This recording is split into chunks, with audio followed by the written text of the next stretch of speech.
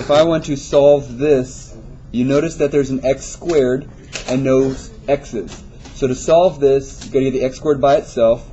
So we're going to minus the 5 over, leaving you 2x squared equals 90. And then the x squared is not completely isolated, so to get rid of that 2, you divide it off.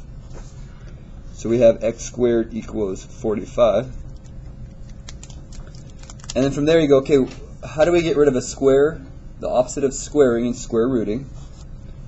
So we're going to square root both sides. Now, just be aware that when you square root both sides, you actually put a positive or negative in front. A lot of people forget that. Some of you might think that's good, but you can actually simplify the square root of 45.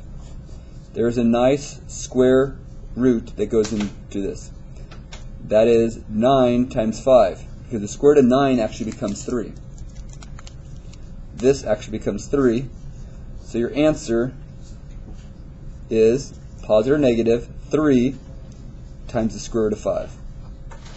That's your answer. You must simplify your square roots, and most likely you will have the need to simplify your square root on this problem. You have to be able to spot which type is which, because this one is not a square rooting method. This one is by factoring. So let's show you. For this one, the first thing you need to do to solve with factoring is set it equal to 0. So to set it equal to 0, the first thing is let's minus the 18x over. And let's also minus the 42 over. Can't subtract from either of those because negative 42 is an x squared, it's not an x, so you kind of just can't subtract it from either of those.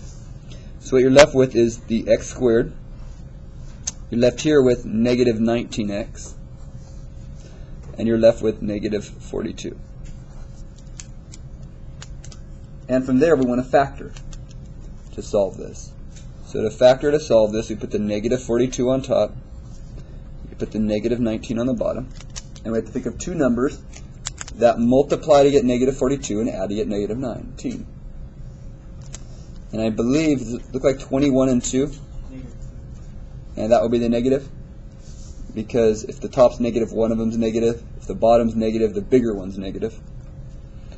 So that means I have x minus 21, x plus 2 equals 0.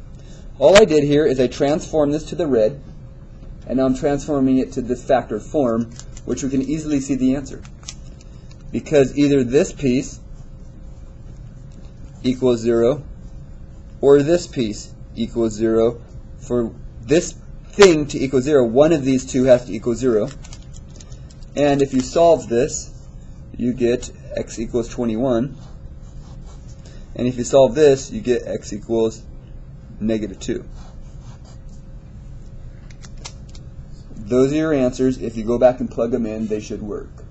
This one's a little bit harder to plug in for some of you because the square root might confuse you.